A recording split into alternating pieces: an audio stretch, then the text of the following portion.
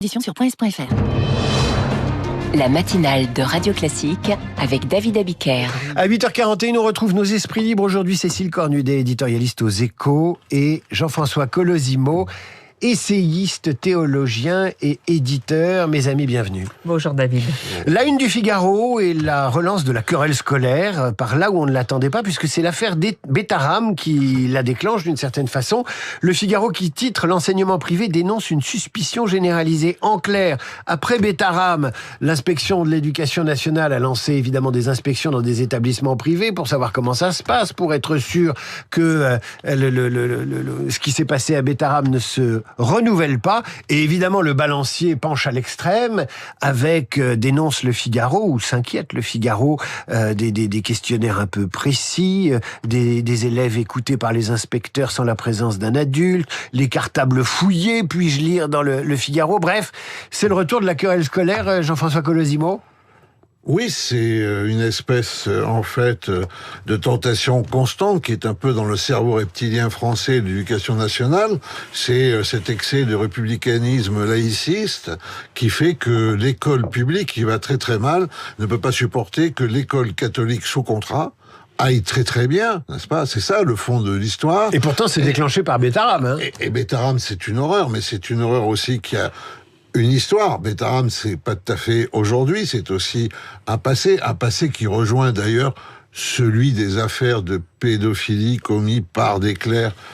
C'est le fameux rapport de la SIAZ. Il y a eu une période terrible aujourd'hui à l'Église catholique en France, que ça soit dans ses propres institutions ou dans ses écoles qui se revendiquent de son message, est extrêmement attentive, n'est-ce pas? Et là, d'un coup, on voit un déchaînement de procédures qui sont quasiment inquisitoriales.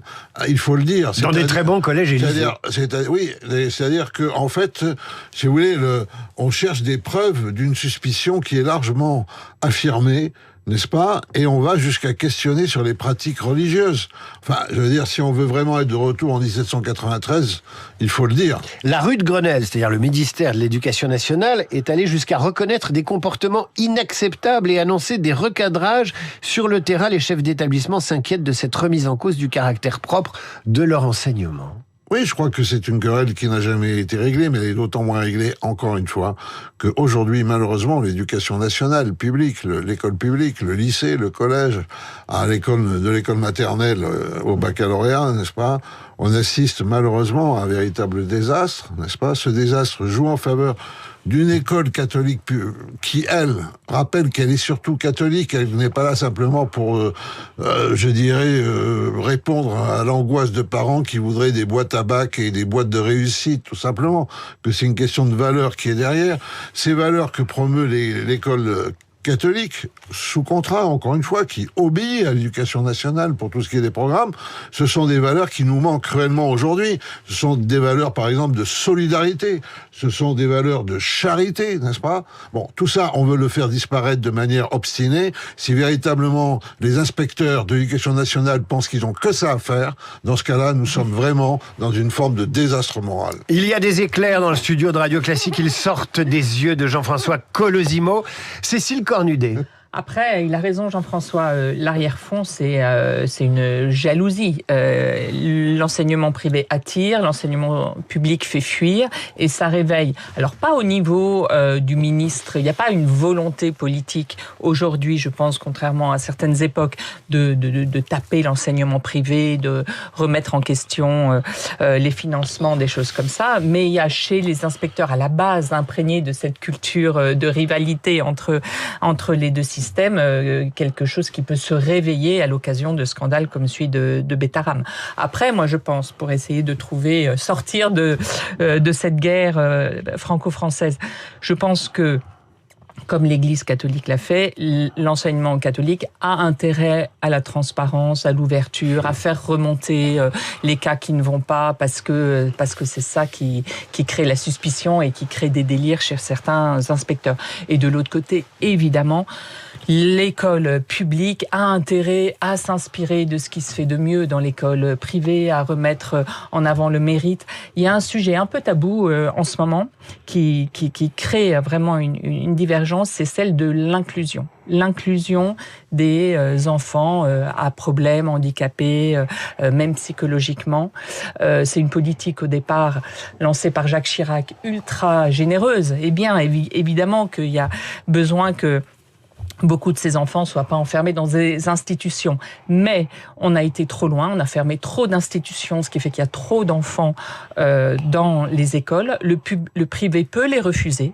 Le public ne peut pas les refuser, ce qui fait que vous avez plein de témoignages d'enseignants, y compris de maternelle, de petites écoles de quartier, qui disent c'est ingérable parce qu'on a parfois 3 ou 4 enfants avec des vrais cas psychologiques dans la classe qui nous font basculer dans plus l'école, quoi. Et il faudrait que l'enseignement catholique partage cette charge ? Ou en tout cas qu'on repense de façon plus équilibrée cette politique en ne mettant pas systématiquement les enfants dans les écoles. Peut-être qu'il y a aussi des institutions, après on a voulu faire des économies, hein, il y a un peu de ça aussi. C'est un sujet importable politiquement. Éric Zemmour avait un peu essayé pendant la campagne 2022, il était apparu comme un affreux facho, mais il y a quand même un sujet. Enfin, en tout cas, dès que vous rencontrez un enseignant du primaire ou de la maternelle, il vous en parle. Jean-François Colosimo, qu'est-ce qui fait que des gens parfois quittent le public pour le privé, y compris d'ailleurs des gens qui ne sont pas de religion catholique et qui mettent leurs enfants, qui soient de culture arabo-musulmane ou de culture juive, mettre les enfants dans le privé catholique? Qu'est-ce qui fait que ça marche mieux, de l'avis de certains? Alors, c'est simplement parce que on l'appelle aussi comme ça. Cette école catholique sous contrat, c'est le plus gros contingentement de l'école privée, n'est-ce pas? Et quand on dit privé, on dit un sens de la responsabilité, une défense de la marque. Je dirais, une forme, je dirais, de concentration des forces. Une autonomie de recrutement aussi. Sur des objectifs. Le fait qu'on a aussi un personnel qui partage certaines valeurs. Donc je dirais que tout simplement, beaucoup de parents simplement veulent savoir où est leur enfant. C'est ça, ne veulent pas que leur enfant se trouve à la rue parce qu'un professeur est absent une fois de plus, n'est-ce pas?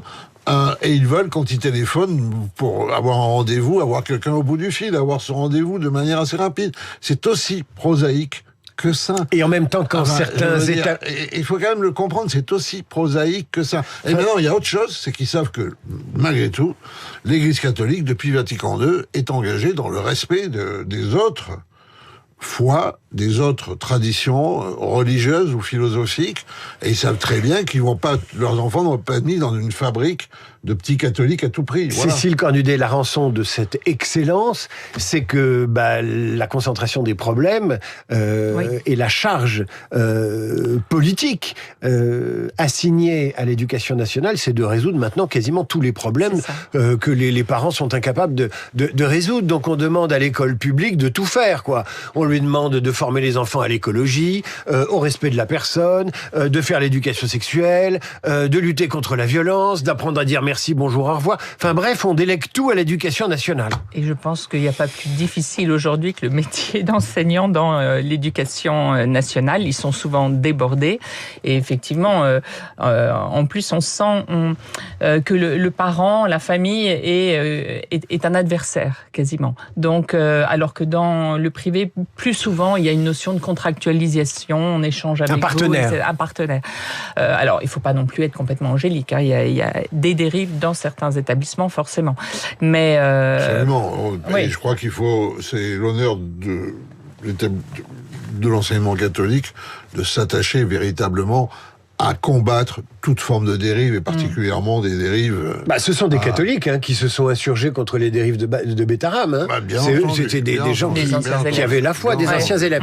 On va en rester là pour l'instant. Mais c'est pas en multipliant par 100 ce qui s'est passé en 2023 et 2025, les contrôles, et en rendant ces contrôles de véritables traques à l'anomie, que, en fait, on apportera un sentiment de paix civile en France. Et les violences sexuelles, il y a eu des études qui ont montré que c'était à peu près autant dans le public que dans le privé.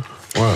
Mes amis, on va en rester là. On va parler d'une bombe à fragmentation qui s'appelle Jeffrey Epstein. Pas très catholique, celle-là. Alors là, c'est pas du tout, c'est pas catholique au sens figuré de l'expression, bien évidemment.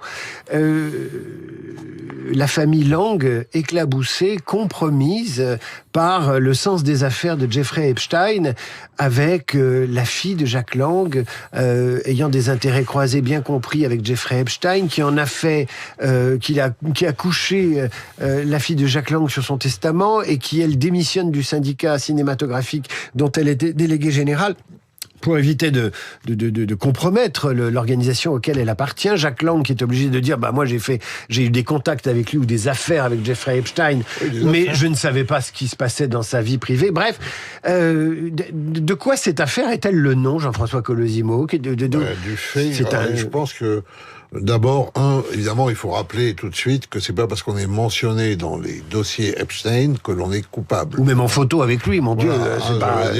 Cet homme était une espèce de Jet Society, véritablement un acteur de la Jet Society internationale.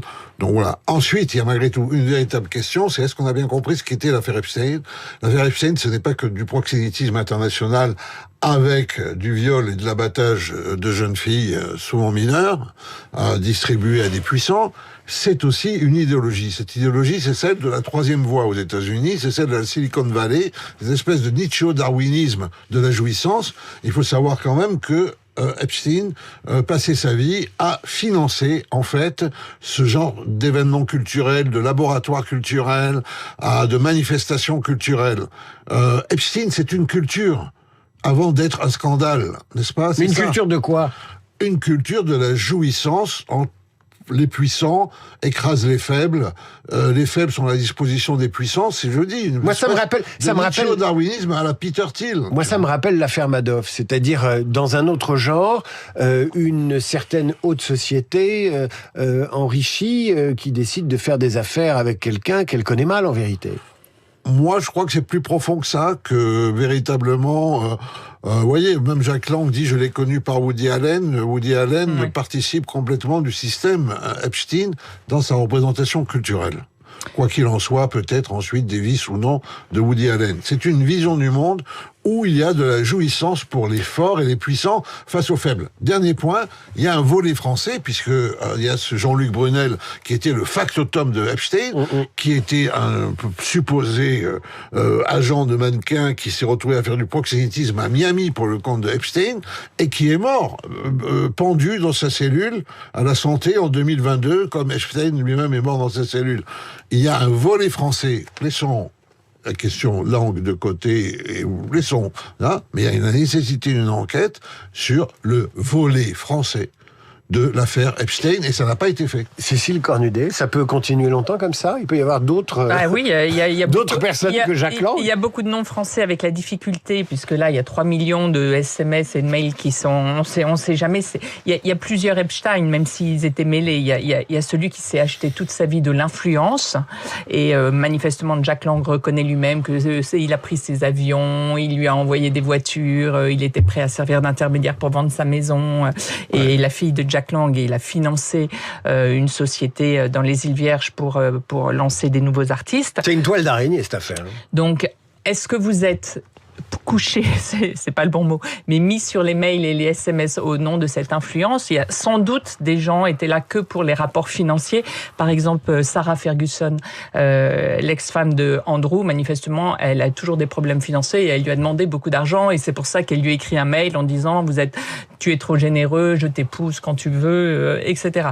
Et il y a cette influence par l'argent, et notamment vis-à-vis de l'Europe. Il était fasciné par l'Europe. Il y a la Norvège, la Belgique, la Suède, la France. Et puis, il y a le réseau pédophile, l'un couvrant l'autre sans doute, mais les personnes citées n'étant pas forcément, à mon sens, en tout cas, on ne peut pas le dire aujourd'hui, dans les deux sphères. Mes amis, c'est terminé. Jacques Lang ne conteste pas le fait qu'il dit qu'il s'en souvient pas, qu'il a voulu faire l'agent immobilier pour un riad au Maroc, pour le compte de Epstein, pour 5 400 000 euros, offshore. Mes amis, c'est terminé. On y reviendra probablement. Nous allons nous séparer avec Félix Mendelssohn. C'est aujourd'hui l'anniversaire de sa naissance, un 3 février 1809. On se quitte avec un extrait de son concerto pour violon en mi mineur, opus 64.